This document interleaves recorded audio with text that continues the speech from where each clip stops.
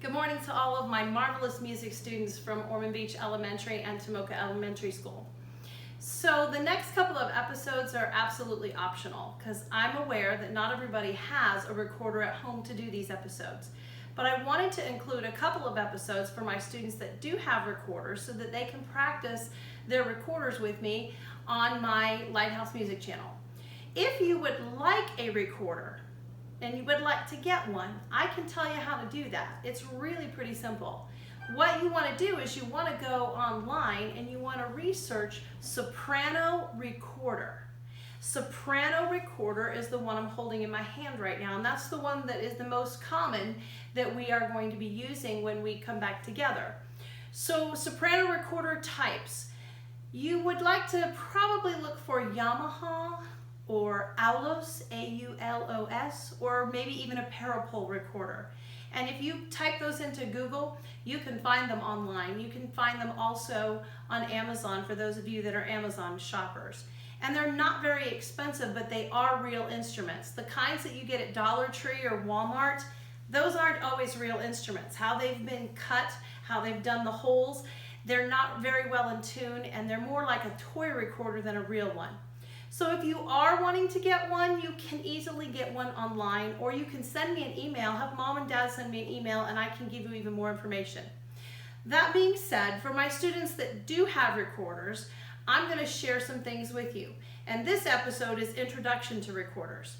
I'm wondering, did you know that there are 6 sizes of recorders in the recorder family? This is not the only size. So they are smaller from this one, 2 sizes smaller from this one, the Sopranino and the Garkline, and there are actually 3 sizes bigger. I only have 2 of those sizes here at home. My biggest one is still at school and I can't get in to get it. But this is the Alto and the Tenor recorder, which are larger than the Soprano recorder. Then the biggest one, which is even bigger than this guy, is the bass recorder. I do have one, I just don't have it here at home. So I'd like to take a moment and play each one of my sizes of recorders for you so that you can hear the difference. And if you keep the principle in your brain, big is low, small is high, that'll be true till the day I die.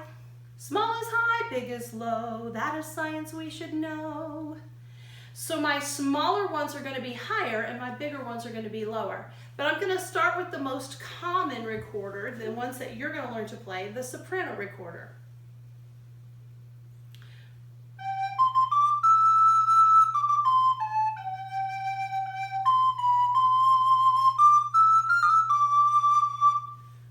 So it's a little bit high. Soprano, we all know the voice soprano is a higher voice. We also know that soprano glockenspiel and soprano xylophone, the smaller ones, are the higher pitched ones.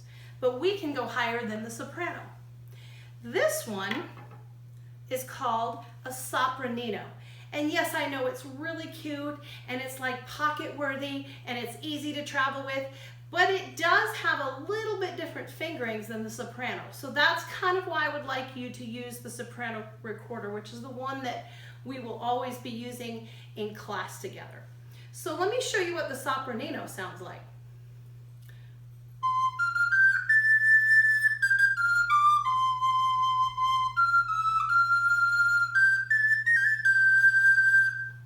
So a lot higher than the soprano.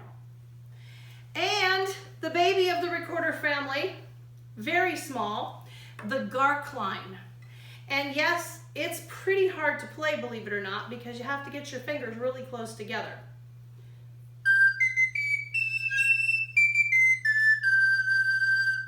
Really, really high, almost like a bird singing. So those are the higher pitched recorders. Now let's go lower from the soprano, and let's go down to the alto recorder, which happens to be one of my favorite recorders. This is really mellow sounding and very similar to clarinet fingerings. So when you learn to play recorder, the fingerings also transfer to instruments that you can play in the band.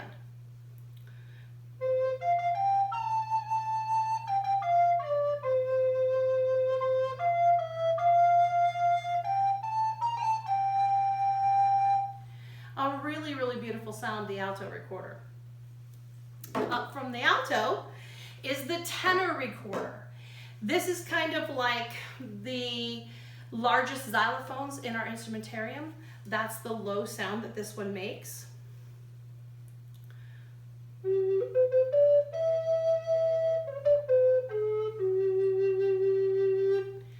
Now it is low. It's also, see, I know it probably seems a little bit soft, but it's low and not always soft, because soft and low don't mean the same thing. But it has a way down low pitch. And the garcline has a way up high pitch. If you can remember this, small is high, big is low, that is science we should know, you'll never go wrong. So I'm going to go back to the soprano recorder, and I'm going to do the beginning playing of a soprano recorder.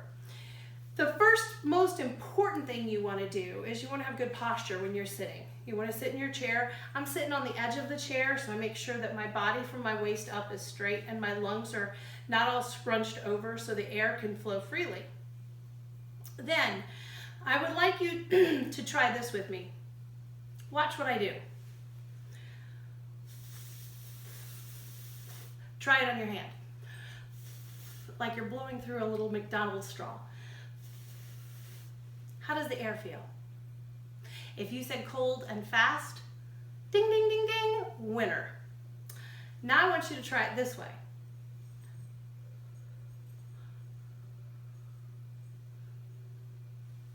How does the air feel?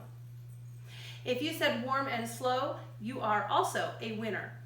Now, this cold, fast air is really appropriate when you play a band instrument. If you're going to play the flute or the clarinet or the oboe or the trumpet or the trombone or the French horn, you want cold, fast air. But if you're going to play the recorder, you want the opposite. You want warm, slow, whisper air. If you blow too hard into the recorder, you're going to get this high-pitched squeal. And it's not pretty. So you want to use warm, slow, whisper air. When I bring the recorder up to my mouth, I form the letter M with my mouth, gently. And I whisper the word to gently into my recorder.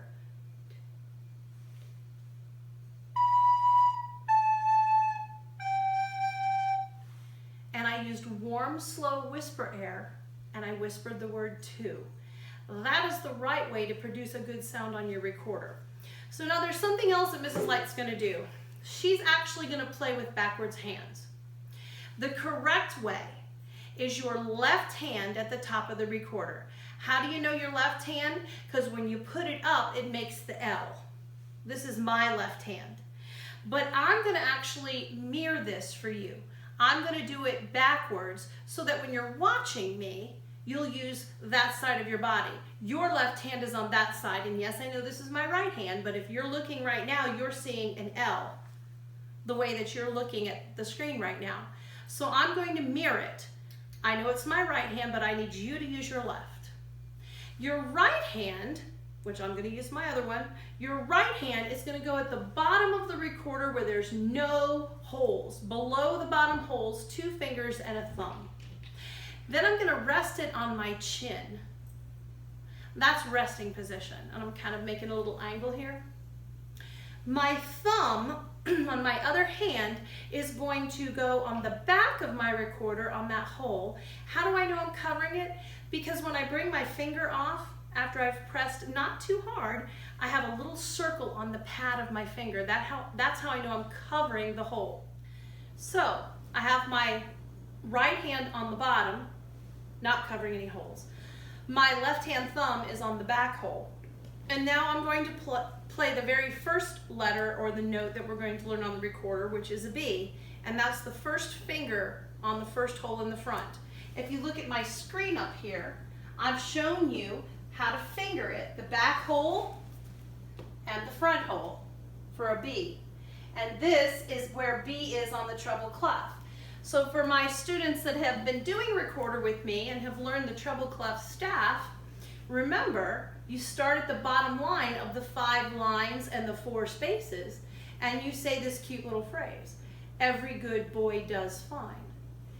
Every good boy, B is the third line. And the spaces spell a word starting from the bottom space, F, A, C, E. And I have such creative students that have made up some really good sentences for the lines. How about this one? Empty garbage before dad flips. My favorite, even George Bush drives fast. Every gator's babies digest frogs. Every girl buys diamonds frequently. Eat guacamole, but don't fart. That was my favorite. You guys are so creative in the sentences you came up with for the lines of the treble clef. So the third line is a B. And how you finger that on the recorder is your thumb and your first finger. Right hand not covering any holes. I'm going to use warm whisper air. I'm going to whisper the word to. I'm going to form the letter M. That is a B on the recorder. When I put one more finger down and cover up the second hole, that's an A on the recorder. It's in the second space. A is in the second space. And if you'll notice, it's lower than the B on the staff, so it should also sound lower. That's an A. Whispering the word to. So let me give you a B followed by an A so you can hear the difference. Did you hear it go down?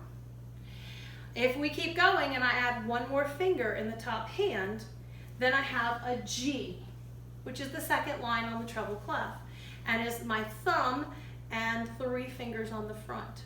Make sure that you're covering those holes, and how do I know again? Because I can see the little circles on the pads of my finger. I'm going to do warm whisper air, and I'm going to play a G.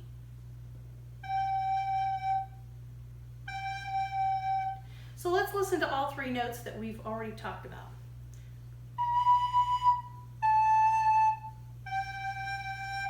Can you hear them getting lower? From the B to the A to the G. Okay, so now we're going to play a game called Copycat. I'm going to play patterns on B, A, and G, and you're going to play them back to me. So I'll play it and I'll pause, and you practice that pattern back to me. So it's kind of like an echo or a copycat. Here we go. I'm going to start with the B's. Here's your first pattern.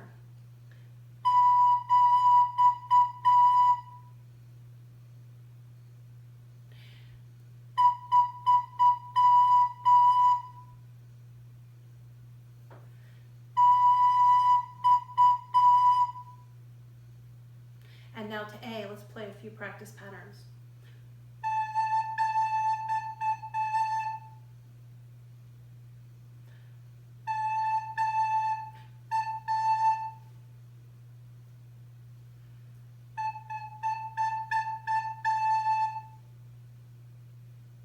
And now some on G.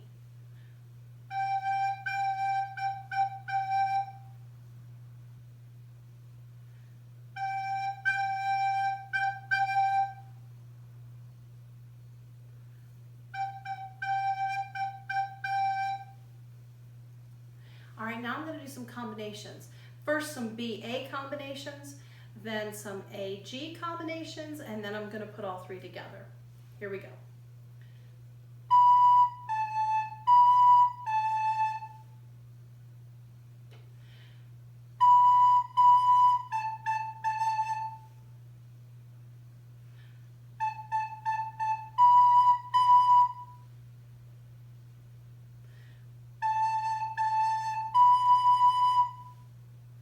So that's B and A combinations. Maybe you can even think of some to play yourself, just practicing using B fingering and A fingering. So now I'm going to do a couple that are A and G.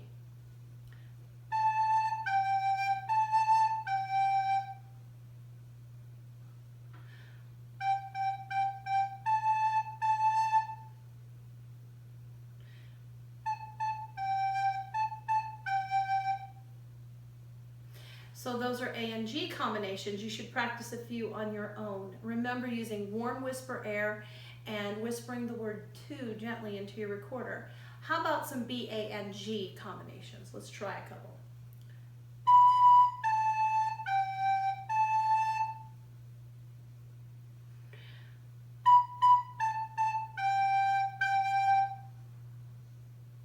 So when I'm playing, here's a way that you can practice. Put it on your chin and you do the fingerings with me while I'm playing, and then you play it back to me. Let's do a couple more of the B, A, and G combinations.